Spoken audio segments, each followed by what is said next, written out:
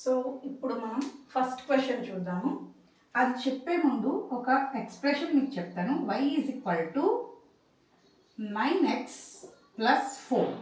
Okay, ఇక్కడ మనం xకి కొన్ని వాల్యూస్ పెడతాం. సపోజ్ 1 పెట్టాను. 1 పెడితే నాకు ఎంత వస్తుంది? 9 1s are 9 plus 4 10 11 12 13. అయితే x వాల్యూ 1 పెట్టినప్పుడు y వాల్యూ 13 వచ్చింది. ఇప్పుడు దీన్ని ఎలా ప్లాట్ చేస్తాం మనం? x1 అండ్ y13 అంటే అరౌండ్ ఇక్కడ ప్లాట్ చేస్తాం. అలాగే సపోజ్ -1 పెట్టాను. -1 పెడితే ఇక్కడ -1 వస్తుంది కదా. -9 + 4 + 5. -1 + 5 అంటే ఆల్మోస్ట్ -1 + 5 ఇక్కడికి వస్తుంది. సో ఇప్పుడు ఇంకొక పాయింట్ ప్లాట్ చేస్తే మనకి ఇలా ఒక స్ట్రైట్ లైన్ వస్తుంది. ఏ ఈక్వేషన్ని ప్లాట్ చేస్తే స్ట్రైట్ లైన్ వచ్చింది? y is equal to 9x + 4.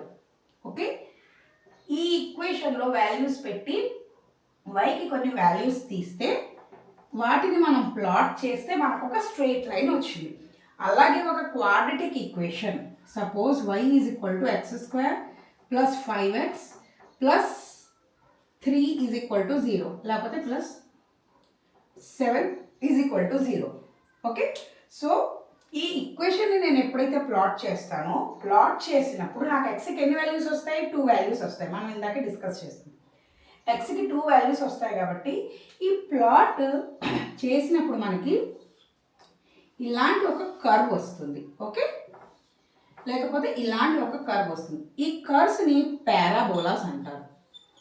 Parabolas ఎలా ప్లాట్ చేస్తాం? ఎలా ప్లాట్ చేయాలి వీటిని? x వాల్యూస్ ఫైండ్ చేసి x వాల్యూ ఏదో ఒకటి పెట్టుకుంటూ వెళ్తాం. ట్రైల్ అండ్ ఎర్రర్ లాగా అనమాట.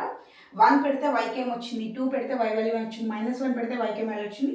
అలా అరౌండ్ ఒక 6 to 7 వాల్యూస్ మనం ప్లాట్ చేసుకుని అప్పుడు మనకి గ్రాఫ్ని మనం ఆబ్టైన్ చేస్తాం.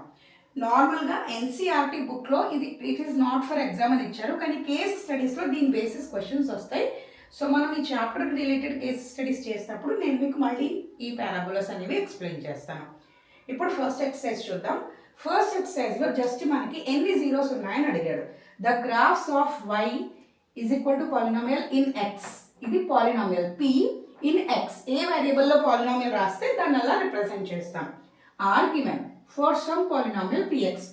ఎనీ పాలినామియల్, ఎందుకంటే వేరియబుల్ కదా, మారుతూ ఉంటుంది.